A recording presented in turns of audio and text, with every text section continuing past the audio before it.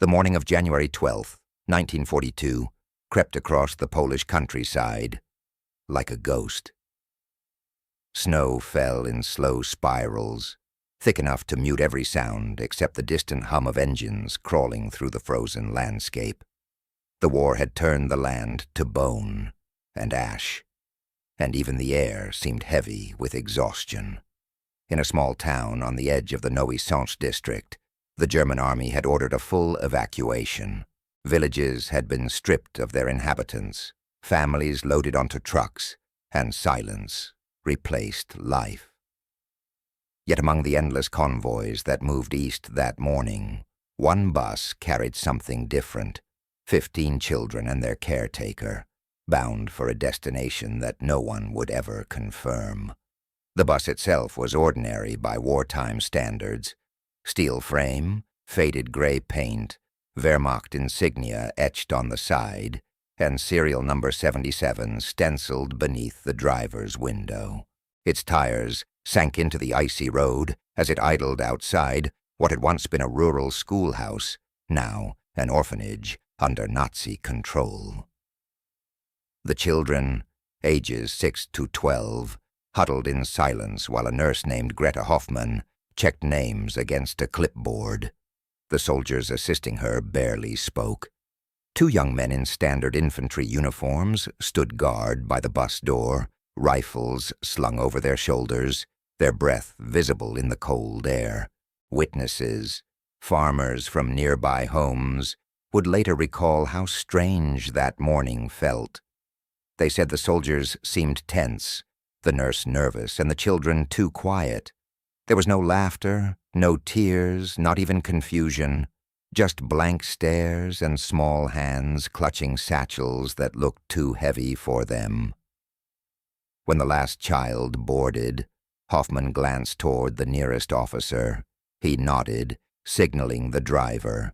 The bus rumbled to life and rolled down the snow-covered road, its exhaust twisting upward like smoke from a pyre. No one followed it. According to official Nazi records, Vehicle 77 was scheduled to transport the children from WWII to a relocation facility in Slovakia. But the archives end there. The next entry, dated weeks later, simply lists the bus and its passengers as missing in transit.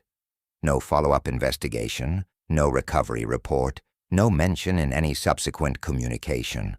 It was as if the bus had been erased from history in real time.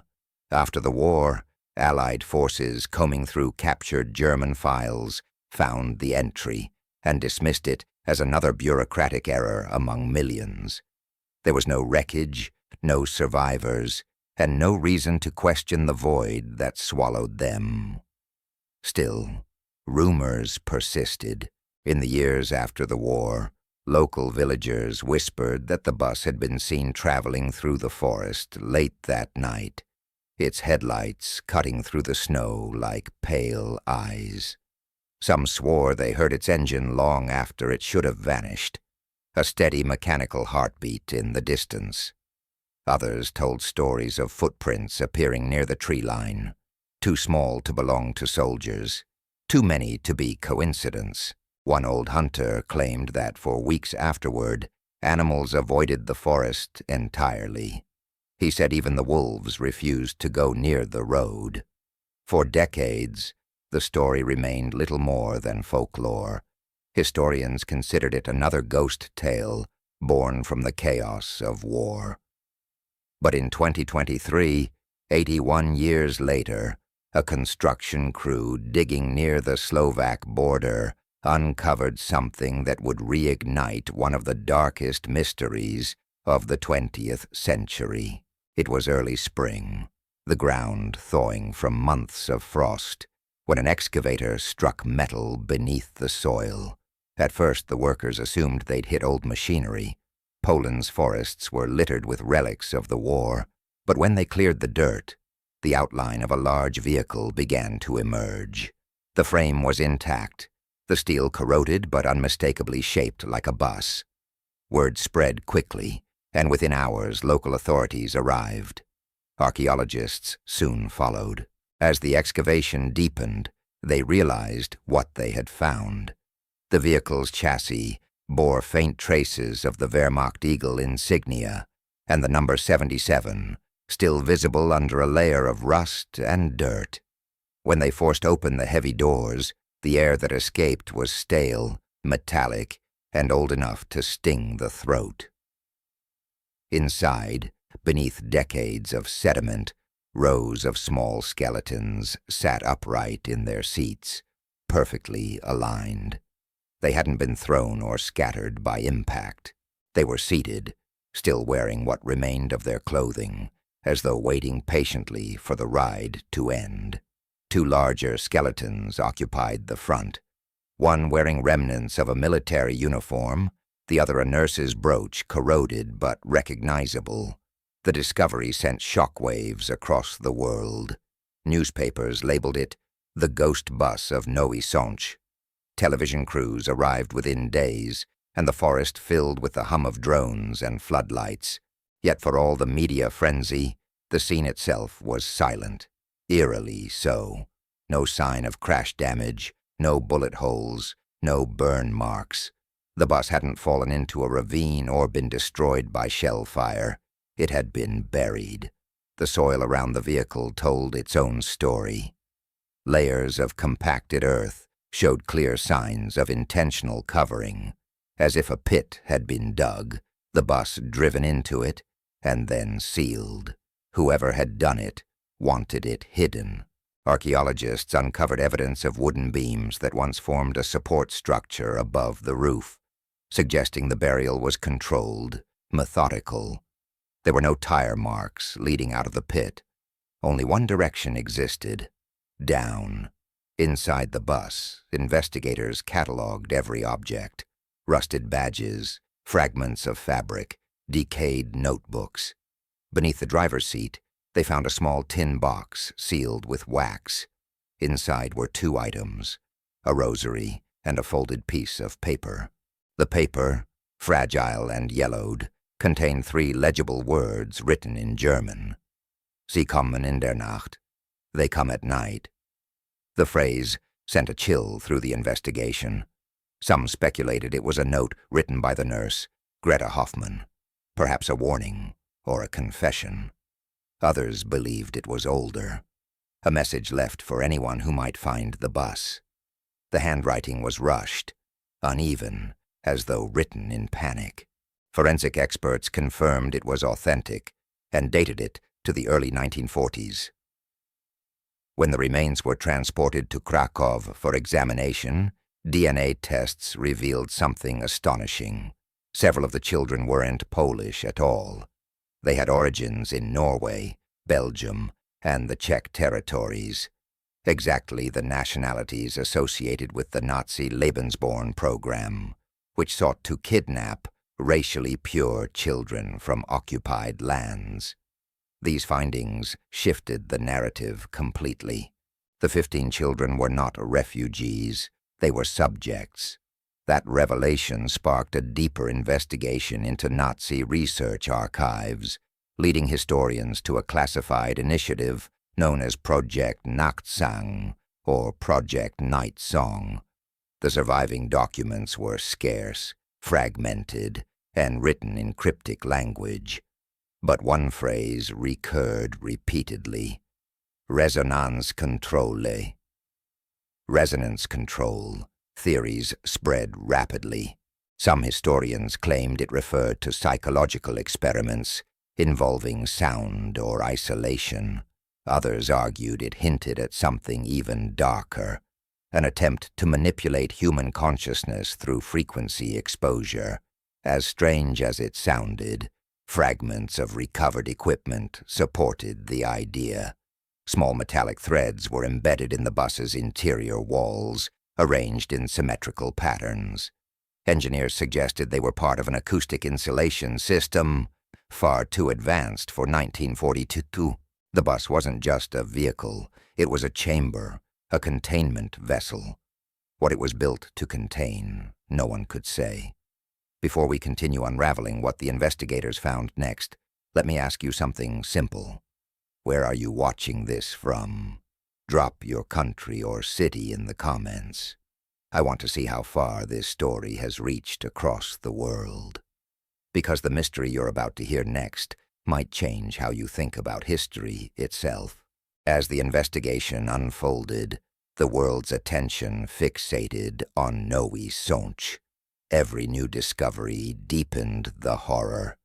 The bus, once a forgotten artifact of war, had become a window into something the Nazis may have been attempting in secret, an experiment that blurred the line between science, suffering, and superstition.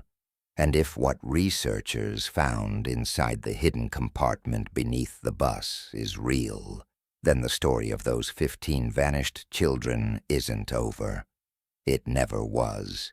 If you're fascinated by these untold stories and dark pieces of history, make sure you're subscribed, because what comes next reveals why that bus might have been buried on purpose and what the Nazis were really trying to silence beneath the snow.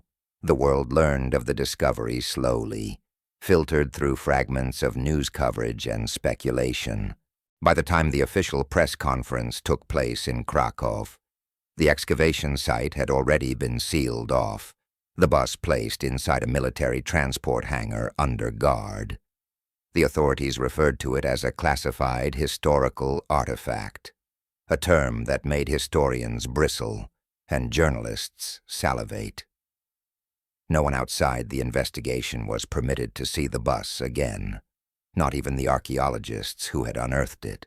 The forest around the dig was fenced off within 24 hours, patrolled by soldiers wearing uniforms with no visible insignia. Reporters who approached the area were turned away at gunpoint. For the public, it was a mystery wrapped in bureaucracy. For those inside, it was the beginning of something that would haunt them for the rest of their lives. The first team assigned to examine Vehicle 77 consisted of 20 specialists, anthropologists, chemists, structural engineers, and archivists. They worked in silence inside the temperature-controlled hangar, every movement monitored by cameras. The walls of the bus were scrubbed of soil and decay until its original gray paint emerged again, streaked with rust, but still whole. One of the engineers noted something odd during cleaning. The metal felt warm to the touch, faintly vibrating, as if alive. The team dismissed it as an effect of the hangar's machinery, but the vibration persisted even after the power was cut for the night. When the forensic unit began removing the remains, they found details that defied explanation. The children's skeletons were positioned perfectly upright, heads tilted slightly forward, hands resting on their laps. The posture was unnatural, too uniform to be coincidence. There were no signs of physical trauma, no fractures or bullet wounds. Each skull was intact, each rib cage unbroken. Whatever killed them had left no trace of violence. The nurse's remains were discovered leaning slightly toward the back of the bus, one arm extended toward the children as if reaching for them. Her bones were coated in a fine metallic residue, microscopic, yet consistent across her entire skeleton. When analyzed under an electron microscope, the residue revealed traces of iron, manganese, and an unknown alloy not found in any known 1940s compound. Dr. Tobias Klein, the metallurgist overseeing the analysis, wrote in his preliminary report that the compound appeared electroreactive. When subjected to electromagnetic fields, it resonated faintly, emitting an audible hum. The same hum, he realized, that had been recorded at the excavation site. The pulse that repeated every 81 seconds. Klein initially believed it was contamination from modern machinery, until one of his assistants pointed out something that made the room go silent. The residue wasn't external. It came from inside the bone. Somehow, whatever process the victims had undergone had fused this metallic element into their biology. Parallel to the forensic analysis, a group of historians in Berlin uncovered additional Nazi documents referencing the Nachtsang initiative, Night Song. Most of the material had been destroyed at the end of the war, but fragments survived in personal correspondence between SS scientists. One letter, written by a doctor, Konrad Eberhardt, described the use of harmonic frequency exposure to induce synchronization of neurological function across multiple subjects. It mentioned a mobile field laboratory designed to test the effect of outside controlled environments. The letter was dated January 1942. Attached was a requisition order for a modified Wehrmacht bus, serial number 77. The connection was undeniable. Vehicle 77 had not been an evacuation transport. It had been a mobile experiment. But what was the experiment testing? Historians disagreed. Some argued that it was a form of sensory deprivation intended to study isolation. Others suggested it was an early attempt at acoustic conditioning, training the brain through low-frequency resonance. Yet a smaller, more secretive group of researchers believed it was something else entirely. They pointed to obscure passages in the Ahnenerbe archives referencing auditory transcendence, a belief that the human soul could be accessed, even separated, through vibration. Inside the bus, forensic teams found corroborating evidence. Hidden beneath the floorboards were metallic rings, each engraved with precise markings corresponding to specific Hertz measurements. 6 rings were arranged in a circle beneath the children's seats, connected by narrow copper wires that led toward the front of the vehicle. Beneath the driver's seat sat a small, sealed metal box labeled Sender Kern, Signal Core. It was corroded but intact. Engineers hesitated to open it, fearing it might contain volatile chemicals. When they finally did, what they found inside was stranger than any of them could have imagined. The box contained a small glass tube filled with solidified amber resin. Suspended inside the resin were 3 objects: a fragment of paper, a strand of human hair, and a tiny speaker coil. The coil, impossibly delicate, was connected to 2 wires that disappeared into the resin. It was far too advanced for 1942 technology. No known military or civilian lab had produced anything similar during the war. Modern engineers later confirmed that the design resembled 1960s transducers, decades ahead of their time. Yet this one was buried in a Nazi bus. When the device was exposed to an electrical current, it produced a low, continuous hum, the same tone heard in every recording. Some technicians reported feeling disoriented after just a few seconds, describing a sense of pressure in the chest, a heartbeat that wasn't their own. One fainted. After that, all further testing was conducted remotely.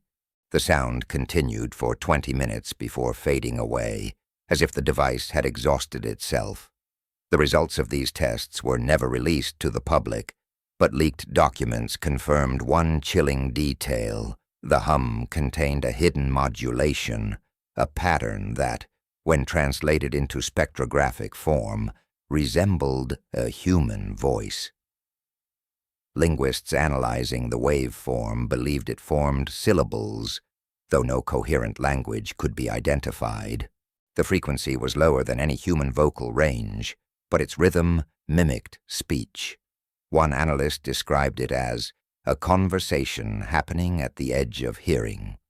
Meanwhile, psychological effects among the team worsened. Several staff members reported recurring dreams of the bus, always the same. Snow falling, headlights glowing faintly through fog, and 15 children staring silently through the windows. One engineer woke in the middle of the night, convinced he could hear the hum vibrating through his pillow. He fled the project the next day. Dr. Klein himself vanished 2 weeks later. His apartment was found abandoned, lights still on, his notes scattered across the desk. The last line in his handwriting read, "It's not sound, it's memory." Publicly, the government maintained that all findings were classified for national security reasons. Privately, the project's remaining members were relocated to an undisclosed site in southern Germany. Their task was to dismantle the bus and study each component separately. But the dismantling never happened. During transport, the truck carrying Vehicle 77 reportedly stalled on an empty highway near the border. The driver radioed for assistance but never specified the problem. When rescue crews arrived an hour later, the truck was parked on the shoulder, engine running, lights still on. The cab was empty. The back doors were wide open. Inside, the bus was gone. The disappearance sparked immediate panic. Roadblocks were set up across the region, but no trace of the transport or its cargo was ever found. Satellite images taken later that night showed nothing unusual. Yet locals from nearby towns reported hearing the sound of an engine echoing through the hills, a low mechanical murmur that came and went in perfect intervals. Forensic teams scoured the highway for tire tracks or evidence of theft, but the snow had fallen heavily that night, erasing everything. In the months that followed, the story was buried beneath official denials. News outlets lost interest as fresher tragedies filled the headlines. But online, the legend of Vehicle 77 only grew. Anonymous posts appeared on dark web forums claiming that fragments of the bus had been recovered secretly and were now part of a private research program. One post included a photograph, grainy, half-lit, of what appeared to be the interior of a tunnel lined with steel walls. At the center was a familiar outline, a rusted bus, its windows shattered, its front door slightly open. No one could verify the image, but within hours, the account that uploaded it vanished. The public never learned the truth. But within classified circles, one rumor persisted. The hum, the 81 Hz pulse, had not stopped. It continued to be detected sporadically through seismic sensors across Poland, Slovakia, and even parts of Germany. Each time, the readings lasted exactly 1 minute and 21 seconds before fading again. When plotted on a map, the locations of these readings formed a single, unbroken line leading south, toward the Tatra Mountains. By the end of 2023, a small team of independent investigators, led by an audio engineer named Eric Neumann, decided to follow the signal. Their findings would push the Night Song mystery into darker, more terrifying territory than anyone imagined. And if you're still here, still following this story through every whisper and shadow, make sure you're subscribed. Because what Neumann's team discovered in those mountains proved that the bus wasn't the end of Project Night Song. It was only the beginning. By early 2024, the Night Song investigation had mutated into something between obsession and fear. Governments were still officially silent, but whispers spread through academia, through military intelligence circles, through the digital underground, where secrets live longer than truth. The name Vehicle 77 had become a trigger, a reference point for every discussion about forbidden research, Nazi technology, and the boundaries of human perception. And at the center of it all was the signal, the 81 Hz hum that refused to die. It began again in January.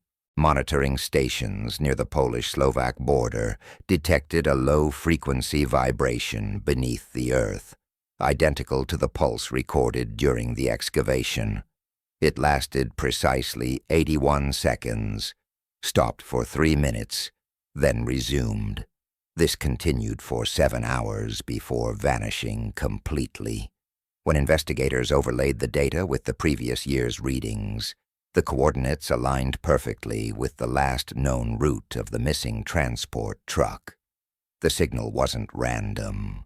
It was moving, following a path toward the mountains. The same region referenced in the Nazi archives as Zone 3. That was enough for Erich Neumann to act. Neumann wasn't a historian or scientist. He was a sound engineer who had once designed acoustic systems for underground structures. When the original Night Song documents leaked online, he recognized terms only an expert in sound architecture would notice: harmonic confinement, structural resonance, field propagation. These weren't the language of myth. They were the vocabulary of controlled vibration. To Neumann, the experiment described in the Nazi records wasn't supernatural. It was engineering. Horrific, yes, but grounded in real physics. He believed the bus had been a prototype of a containment system meant to trap resonance itself, to hold it like an organism inside metal. Neumann assembled a small team, a linguist named Anna Schultz, an electrical technician named Piotr Janek, and a videographer who preferred to remain unnamed. Together they set out to find what the governments would not admit existed: the underground facility known as Zone 3. For weeks they combed through declassified maps, wartime records, and local legends. Most villagers refused to talk, but an elderly farmer in the village of Greibau led them to a path deep in the woods where, he claimed, the ground sometimes sings. It was there, beneath a dense canopy of pine, that they found it: a narrow metal door, half buried under roots and snow, rusted but intact, marked faintly with a single word: Nacht. The team broke the lock and descended into darkness. The stairwell was long, spiral, carved from reinforced concrete that absorbed the sound of their footsteps. The deeper they went, the colder it became. Their flashlights revealed old power conduits running along the walls, still connected to panels of faded German writing. At the bottom of the stairs lay a corridor stretching into the dark, lined with steel doors. Most were sealed. Others had been forced open long ago, revealing empty rooms littered with rusted equipment and decayed paper.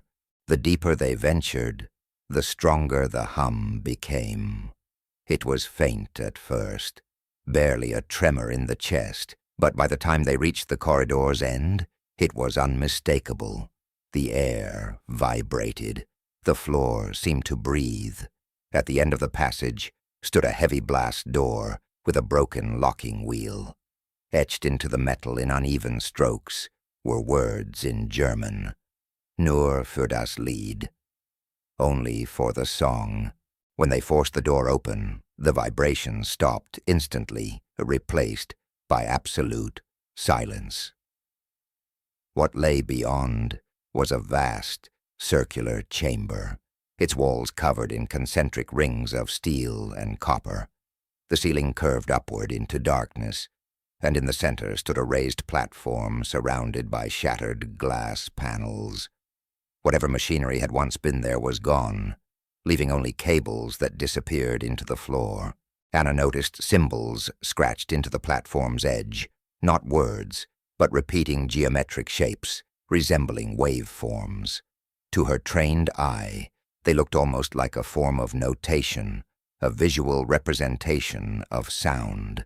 Neumann recognized something else. The arrangement of metal rings around the walls mirrored the frequency containment design sketched in the recovered Nazi notebook. Zone 3 wasn't just a bunker. It was a resonant chamber, a giant amplifier. They began recording immediately. Piotr set up seismic microphones while Neumann ran a portable analyzer. For the first hour, nothing happened. The air was dead, heavy, lifeless. Then, at exactly 1:17 a.m., the instruments registered a low pulse, 81 hertz. The team froze. It came again, louder this time, vibrating through the floor. The lights flickered. Piotr shouted that the microphones were overloading. Anna whispered that she could hear something beneath the hum. Faint, fragmented syllables, like voices buried in static. When Neumann boosted the signal gain, the sound filled the chamber. It wasn't noise. It was rhythm, organized, layered, a pattern.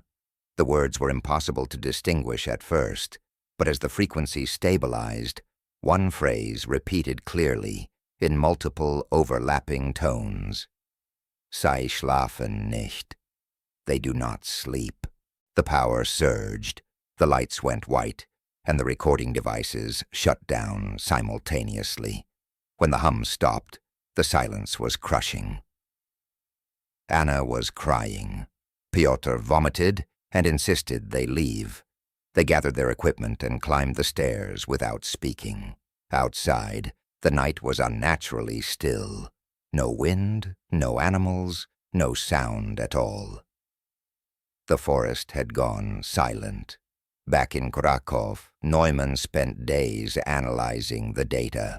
The recorded hum contained harmonic intervals that shouldn't have been possible without modern digital modulation, yet they had captured it on analog instruments. When mapped visually, the waveform formed a precise geometric shape, identical to the pattern engraved on the rings inside the chamber. He overlaid the shape with the diagrams from the Nazi notebook. They matched perfectly.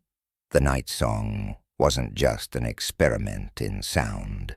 It was a design, a formula for creating controlled resonance capable of influencing biological systems.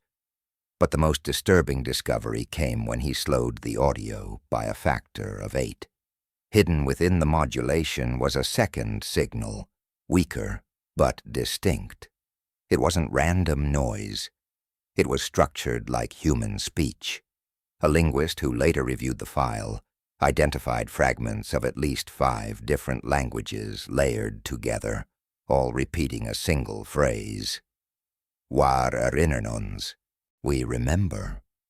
By February, Neumann's footage leaked online under the title Project Night Song, The Lost Broadcast. Within hours it was removed, but not before thousands had downloaded copies. Those who watched it described the same reaction: unease, nausea, and, in some cases, faint ringing in the ears that lasted for days. Some claimed to hear whispers through their speakers, even after the video stopped. The phenomenon was quickly dismissed as mass suggestion, but the timing was too perfect. That same week, seismic monitoring stations across Europe detected synchronized low-frequency pulses spreading outward from the Polish border. The night song had awakened again. Governments responded with denial, calling the reports fabricated, yet internal communications obtained later through whistleblowers revealed a different story. European defense agencies had classified the event as anomalous acoustic propagation and ordered round-the-clock surveillance of the Tatra region. Drones deployed to the area failed within minutes.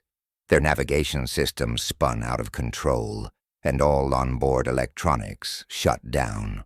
The final transmission received from one of the drones contained a single audio spike, an 81 Hz tone that faded into silence. The more Neumann studied the data, the more erratic he became. His colleagues described him as paranoid, convinced that the signal wasn't just sound, but something alive. He began keeping multiple recording devices running in his apartment at all times. When questioned, he said he wanted to catch them when they talk. 2 weeks later, he disappeared. Police found his studio empty except for a single file left open on his computer. It was an audio clip, barely audible, repeating endlessly, "Das Lied endet nie." The song never ends. News of Neumann's disappearance reignited the global fascination with Vehicle 77. Theories multiplied. That the Nazis had stumbled upon an acoustic weapon, that the signal was an attempt to communicate with another dimension, that the 15 children aboard the bus had been transformed into conduits for something beyond human understanding. Every theory circled back to the same question. Why bury the bus? Some argued it was to hide evidence. Others said it was containment, an attempt to seal the resonance inside. Then, in March 2024, a report surfaced from a remote listening post in Norway. The operators claimed to have detected a faint signal matching the night song frequency. When analyzed, the waveform carried the same modulation pattern discovered by Neumann. But there was one crucial difference. This time, the phrase embedded within the hum wasn't German. It was English. Can you hear us? That was the moment the world realized the night song had spread beyond its origin. It had crossed borders, languages, and technology. It had become global. If you're still here, still listening through the noise of history and horror, subscribe. Because the next part of this story uncovers the final stage of Project Night Song and what was truly buried beneath the mountains of Noisonch. The silence that follows isn't peace, it's preparation. By late spring of 2024, the story of the missing children and the bus had spread so widely that it no longer belonged to historians or governments. It had become myth again, but this time one woven through cables and screens instead of whispers and firelight. Across social media, thousands of people shared recordings, claiming to contain fragments of the night song frequency. Some of them were obvious hoaxes, loops of mechanical hums and distorted static, but others were disturbingly consistent. They carried the same 81 hertz pulse, the same rhythm, the same faint undertone of voices that no algorithm could explain. It was as if the sound itself had learned to replicate, infecting data like a parasite. In Krakow, government containment teams still worked behind closed doors. The facility where Vehicle 77 had been stored remained off-limits, its walls lined with copper shielding and soundproofing foam thicker than a man's hand. Yet even there, inside the most heavily insulated lab in the country, the hum continued to bleed through. Sensitive equipment registered faint vibrations in the floor at precisely timed intervals. Engineers dismantled everything that could produce noise. Fans, lights, power systems. Yet the pattern never stopped. Every 81 seconds, a pulse. Always the same. Always from below. One night, during a late inspection, a junior technician noticed something strange on the surveillance feed. The cameras that monitored the bus, still sealed in its reinforced container, showed faint fluctuations in temperature across the metal.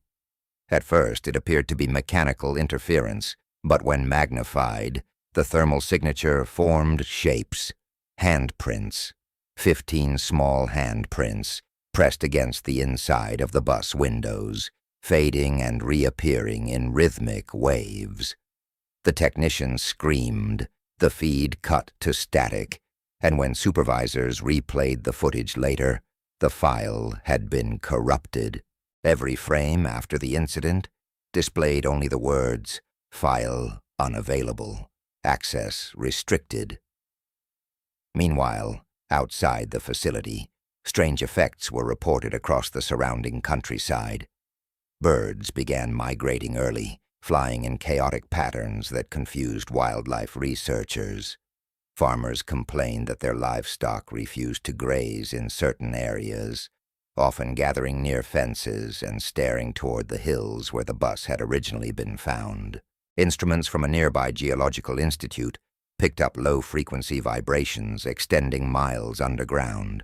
The pulses were too uniform to be natural, and their amplitude increased every week. It was as though something beneath the earth was waking up.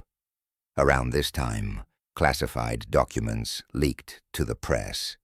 The files, reportedly taken from the Polish Ministry of Science, described an operation called Eclipse Protocol. It outlined efforts to study the hum as a potential form of non-lethal crowd control. The scientists tasked with the project believed the signal's effects on human consciousness could induce disorientation, hallucinations, even paralysis. But after multiple tests, the operation was abruptly cancelled. The reason was buried in the report's final paragraph, written by an anonymous researcher. Exposure exceeding 9 minutes results in irreversible auditory hallucination. Subjects report hearing children whisper their names. When journalists tried to verify the documents, the government dismissed them as fabrications. Yet whistleblowers insisted the operation had been real and that its lead scientist, Dr. Sophia Kramer, a neurologist specializing in auditory cognition, had vanished shortly after the project's termination. A month later, police found her car abandoned near the Slovak border, doors open, engine still running. On the passenger seat lay a portable recorder. The file inside was only 2 minutes long. The audio contained the hum, faint at first, then rising sharply until a single child's voice whispered in English, "We remember." The recording leaked online within days. Within a week, it had been downloaded millions of times. The more people listened, the stranger the reports became. Some claimed to hear new layers in the audio, soft singing, laughter, a distant echo of an engine. Others said that after playing the file, electronic devices in their homes began malfunctioning. Clocks froze at exactly 12:42 a.m., the same time the bus had last been recorded on its final route in 1942. Many dismissed these stories as hysteria, but to those who had followed the case from the beginning, it felt like proof. The night song had crossed into the modern world. By mid-2024, the hum was being detected globally.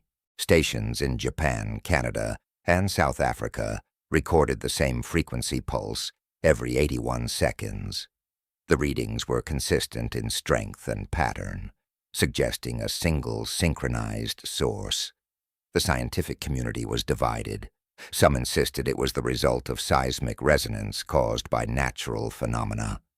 Others argued that it was an artificial signal propagated through global communication infrastructure. Yet the alignment with the original night song data was undeniable. The pulse carried an audio fingerprint identical to the bus's metallic residue. It wasn't just similar. It was the same sound, the same origin, repeating endlessly across the planet. At the same time, reports of psychological disturbances surged. In Germany and Poland, hospitals recorded a rise in cases of insomnia, anxiety, and auditory hallucinations. Patients described hearing distant engines, children crying, or faint lullabies echoing in their ears. In some cases, groups of people who lived miles apart reported hearing the same phrases at the same time, sentences in German, Polish, or English, always repeating the same 4 words, "They are not gone." It was then that the first mass event occurred. On June 14, 2024, at precisely 2:03 a.m., every seismic monitor in Eastern Europe recorded a massive synchronized pulse, 20 times stronger than before. The shockwave traveled through the Earth's crust, but caused no structural damage. Instead, power grids flickered, communications satellites briefly went offline, and audio devices across the region, radios, televisions, even mobile phones, activated simultaneously. Witnesses described hearing the same sound, a low hum rising in pitch, until it formed a single, chilling phrase spoken by multiple voices at once. Children's voices, whispering through static, "Do you hear us now?" The event lasted 81 seconds. Then everything went silent. Governments scrambled to explain the incident, calling it a technical anomaly. But leaked surveillance footage from several cities showed something impossible. For those 81 seconds, every streetlight dimmed, every animal froze, and the shadows on the ground shifted, bending slightly toward the same direction. The coordinates of Noé-Sonche. The aftermath was chaos. Religious groups declared it a sign of divine punishment. Scientists formed emergency coalitions to study what they called acoustic contagion, and the online world erupted with panic and fascination. The night song had become a digital entity, a myth alive in the wires of modern civilization. People began organizing listening rituals, streaming the hum through speakers in darkened rooms, claiming it brought visions of another time. Snow, a forest, the faint glow of headlights cutting through the fog. Most called it imagination, but some never came back from those experiments. Friends and family would find them sitting perfectly still, eyes open, unresponsive, their heartbeats slow, their mouths slightly open as if trying to sing. Amid the hysteria, a second leak emerged, this time from NATO archives. The document described a classified international operation to locate the source of the synchronized pulses. Satellite data had traced the epicenter to a single point deep beneath the mountains on the Polish-Slovak border. According to the report, there was movement underground, massive metallic displacement that couldn't be explained by geology. Something was shifting beneath the earth, following the same intervals as the hum. The operation's final line, redacted in later versions, simply stated, Object 77 is not stationary. As panic spread, the Polish government evacuated several villages near the border, citing seismic instability. The official explanation convinced no one. Locals claimed to hear the sound more clearly than ever. Some said it came from the sky. Others swore it rose from beneath their feet. But one farmer, whose home sat closest to the original excavation site, described something no one could dismiss. He said he woke at dawn to the sound of an engine idling in the distance. When he looked out his window, he saw headlights moving slowly through the fog toward the forest, the same narrow road where the bus had vanished 82 years earlier. That morning, soldiers cordoned off the area, but by the time they arrived, the tracks were gone. Only the smell of burned diesel lingered in the air, faint and sharp, like an echo that refused to fade. If you've stayed with this story this far, if you've felt the hum even through words on a screen, then don't stop now. Subscribe, because what happens next goes beyond history, beyond science. The final truth about the 15 children, the bus, and the night song will challenge everything you think you know about what sound, memory, and death can become when they refuse to be silent. By July 2024, silence had become a luxury no one trusted. Across Europe, governments pretended life had returned to normal, but beneath the illusion, unease lingered in every frequency. Scientists stopped arguing publicly about the night song. Too many had lost their sanity, their careers, or their lives in pursuit of understanding it. And yet, even silence betrayed them. The hum never vanished. It only grew more patient, more deliberate, as if learning how to hide within the world's background noise. You couldn't escape it anymore. Not in radios, not in water pipes, not even in the quiet between breaths. In Berlin, a classified research collective, known only by its code name, Project Rückhall, Project Echo, had been reactivated to investigate the phenomenon. Among its members was physicist Dr. Lucas Faber, whose obsession with resonance theory bordered on fanaticism. Faber believed the night song was not an external signal at all, but an emergent property, a feedback loop created when consciousness and sound interacted under certain conditions. "It's not a transmission," he wrote in a memo later leaked online. "It's a reflection. Something is hearing us back." Faber's team was granted access to the recordings recovered from Krakow and from Neumann's lost expedition. Using advanced acoustic mapping software, they began layering the frequencies atop one another. What they found was impossible. Each waveform aligned perfectly in phase, forming a single coherent pattern. It was as though the hum recorded in 1942, 2023, and 2024 were all the same sound, unchanged, continuous, and active across time. Faber proposed an outrageous theory, that the signal wasn't moving forward, but existing simultaneously in every moment it was ever heard. "The children never stopped singing," he said during one of his last briefings. "We just started listening." The implications were staggering. If the hum existed outside linear time, then every attempt to study it only fed its continuity.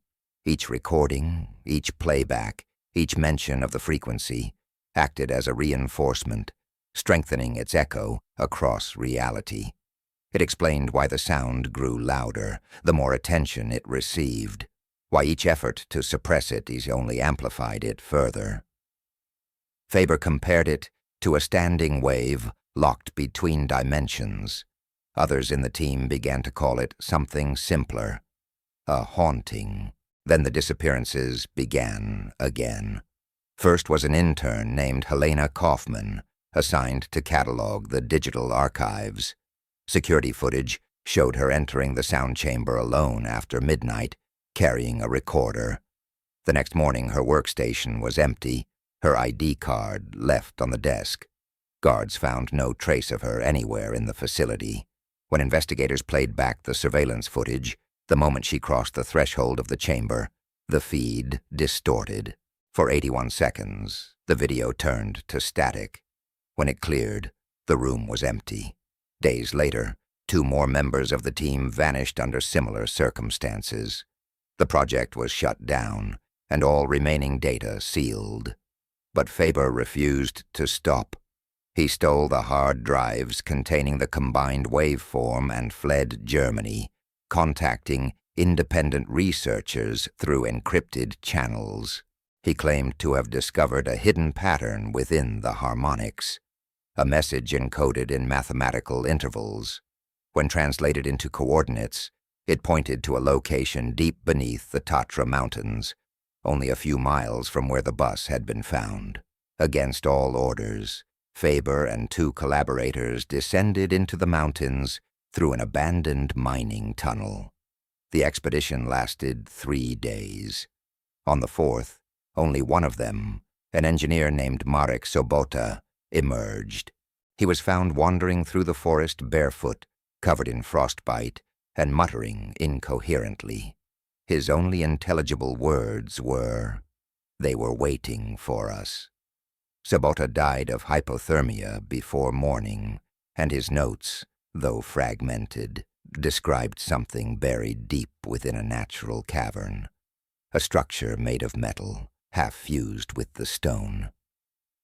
Inside it, he claimed, were rows of empty seats arranged like those of a bus.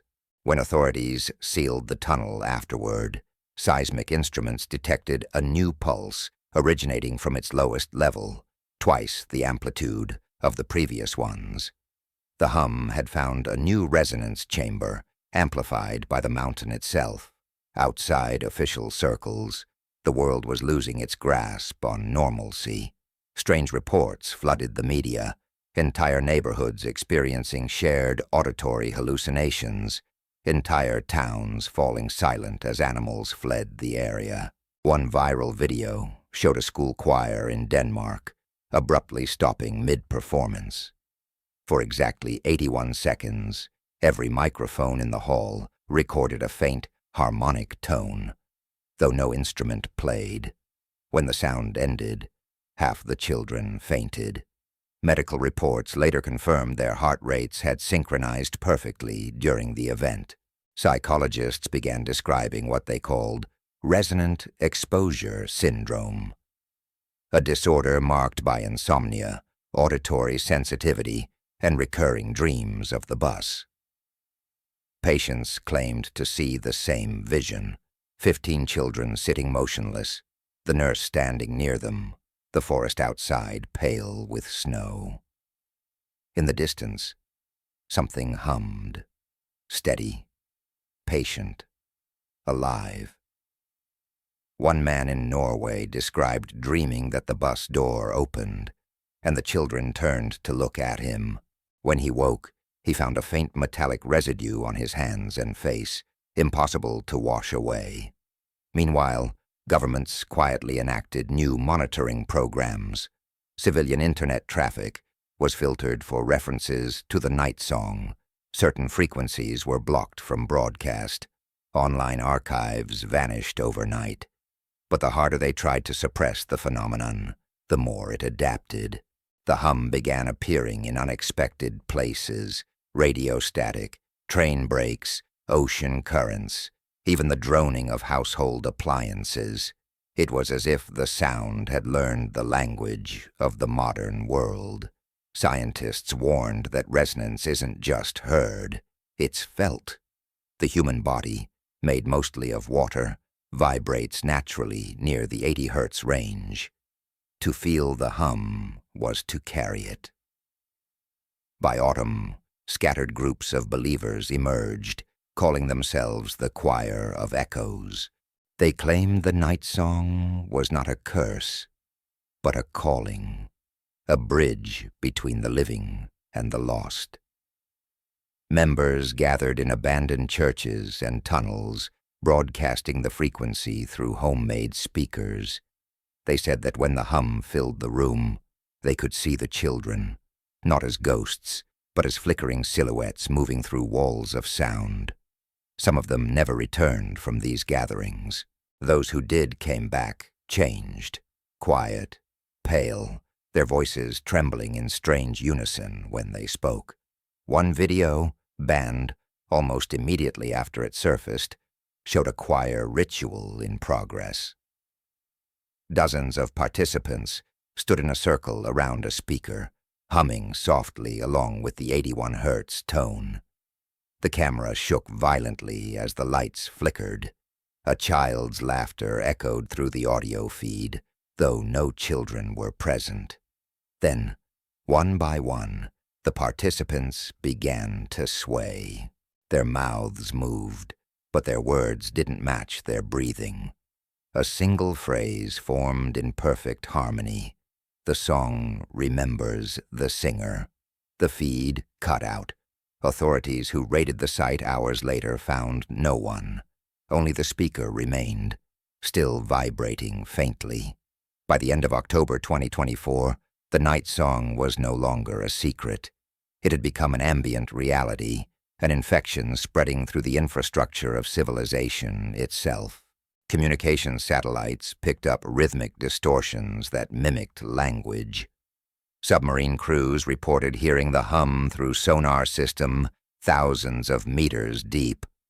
Power grids across Eastern Europe experienced synchronous blackouts exactly 81 seconds apart. When questioned, officials denied any connection, but those who had followed the story recognized the pattern. The same interval, the same timing, the same silent aftermath. And then, without warning, the pulse stopped. For 12 hours, the world experienced true silence. No interference, no tremors, no vibrations. Scientists rejoiced, assuming the phenomenon had finally exhausted itself.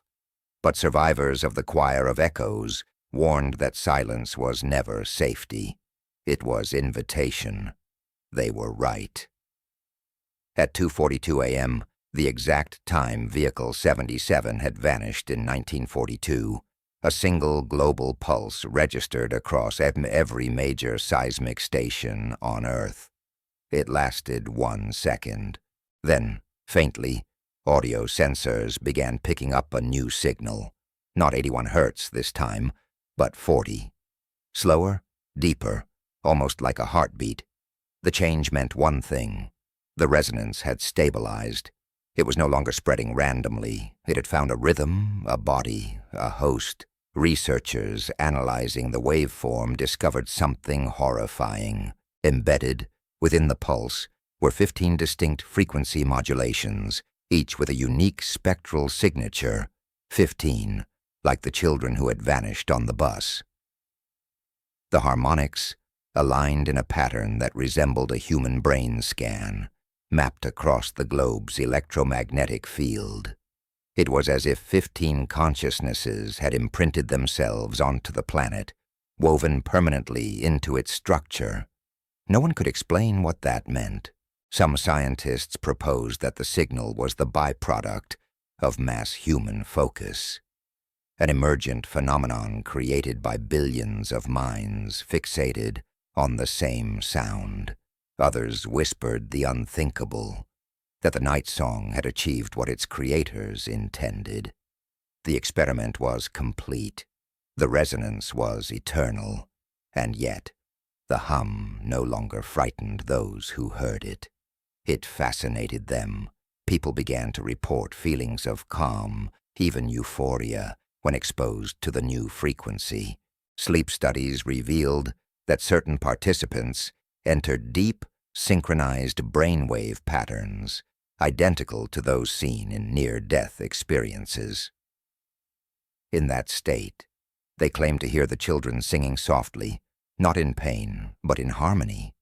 The melody had changed. It was no longer a warning, it was an invitation.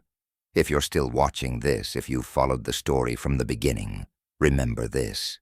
Some songs are not meant to end.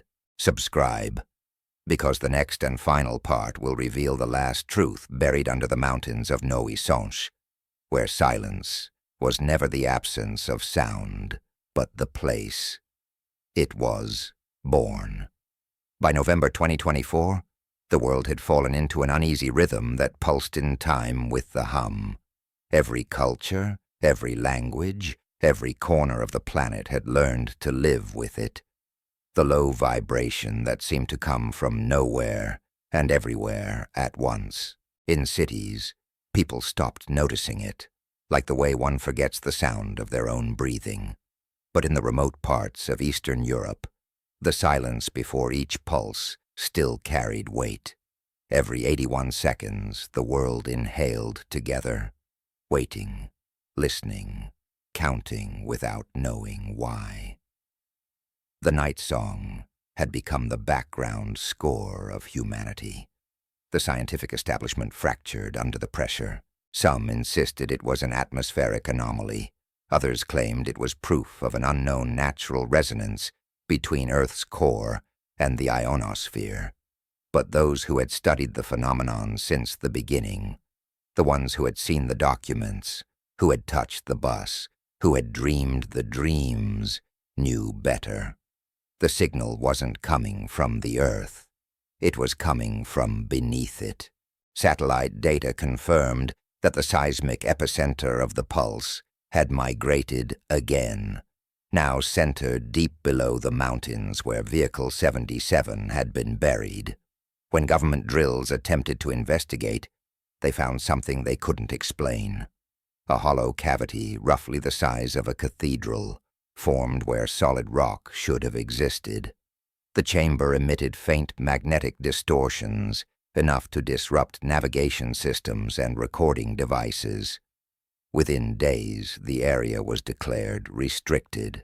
A new containment structure was built over it, taller and stronger than the last, with thick copper walls designed to suppress electromagnetic interference. But the hum passed straight through. At the same time, reports began emerging from those stationed near the site. Soldiers described hearing voices through their radios when no transmissions were active. Whispers, songs, sometimes laughter. Others saw lights moving beneath the ground at night, like slow, pulsing veins glowing through the rock. The most terrifying account came from a technician who swore he saw a shadow cast against the interior wall of the containment dome. It was the silhouette of a child, standing perfectly still, one hand pressed against the metal. In early December, a new recording surfaced, uploaded anonymously to the dark web before vanishing minutes later. It was titled 77 Return.WWII. Those who managed to download it described 32 minutes of faint humming, growing gradually louder, then giving way to something that no one could rationalize. At first, it sounded like wind, then like breathing, and finally like voices layered together, hundreds of them speaking at once. Linguists who analyzed the clip identified at least 20 distinct languages, but all of them were saying the same phrase, overlapping like a choir trapped between dimensions. We have arrived. Shortly afterward, seismic activity in the region spiked. Instruments recorded a single upward surge in frequency, from 81 Hz to 162, an exact doubling. The harmonic resonance had shifted into what one physicist described as sustained feedback. In simpler terms, the sound had found its own echo. The bus, the mountains, the world itself.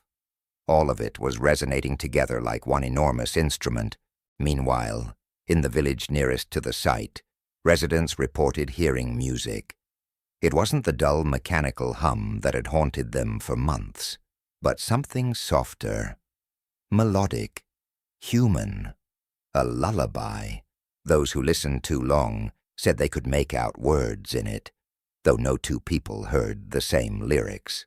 One elderly man said he recognized the tune from his childhood, that his grandmother used to sing it to keep him calm during air raids in 1942. When asked how he remembered something so specific after 80 years, he simply answered, "Because they remember me." Inside the containment facility, panic spread. Scientists monitoring the signal realized that it was no longer broadcasting outward. It was folding inward, as if collapsing into itself. Spectral analysis revealed that the pulse was forming a recursive loop, creating interference patterns that produced bursts of electromagnetic radiation. One burst was powerful enough to knock out every power grid within 100 kilometers. For precisely 81 seconds, the entire region went dark. And in that darkness, the hum stopped for the first time in nearly 2 years. When power was restored, all monitoring systems were offline. Every camera, every sensor, every backup failed simultaneously. The only remaining piece of evidence was a handwritten log recovered from a research assistant who had been on site when the blackout occurred. The note read, "The ground is moving. It's not shaking. It's breathing." In the weeks that followed, international teams were sent to the site. But what they found only deepened the mystery. The containment dome was still standing, but the ground beneath it had fractured, leaving a massive crater filled with fine black dust. Radiation sensors detected nothing. Infrared scans showed the temperature below the surface remained several degrees lower than the surrounding soil, as if something cold was radiating from underneath. Samples of the dust revealed a composition of elements identical to those found on the remains from the bus. Human calcium phosphate fused with trace metals. Then came the testimonies. Locals from neighboring towns claimed to see figures walking through the fog near dawn. Small, pale silhouettes moving in groups of 15, holding hands. Their footprints appeared in the snow but led nowhere, fading completely after a few meters. Farmers reported hearing children's laughter echoing through the trees long after midnight, sometimes followed by the sound of an engine idling in the distance. Each time they went to investigate, they found nothing but silence. By January 1942, it had begun as an evacuation. By January 2025, it had become a rebirth. The global scientific community declared the night song phenomenon officially unexplainable. Public statements avoided the word supernatural, but off-record interviews painted a different picture.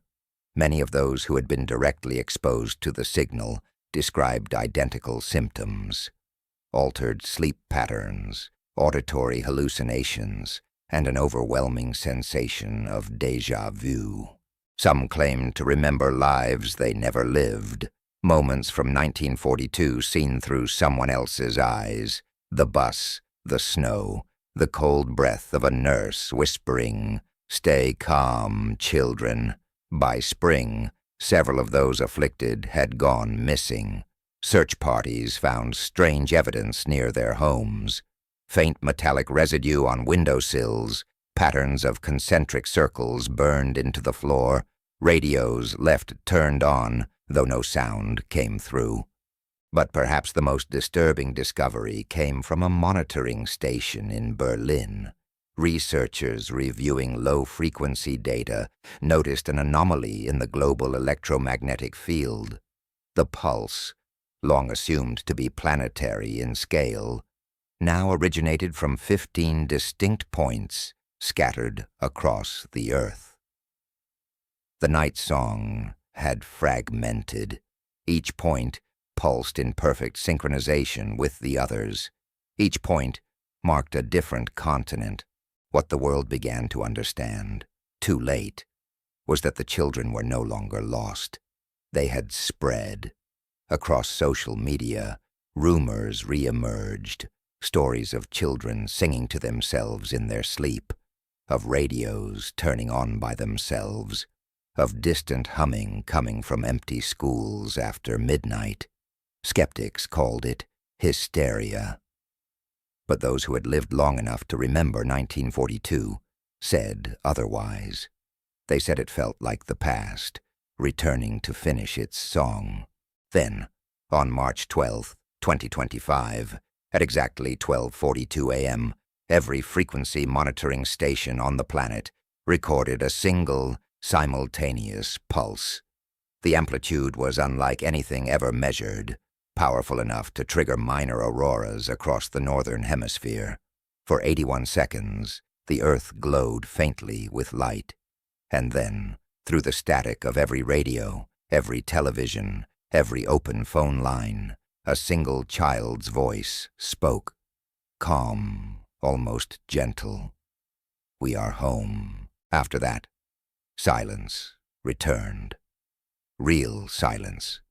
For the first time in years, no hum followed, no vibration, no trace. It was as if the song had finally ended. Or perhaps it had simply moved somewhere we couldn't follow. In the aftermath, official reports tried to reduce it to coincidence, a global electromagnetic anomaly. But those who had heard the voice knew better. They said it wasn't the end of the night song.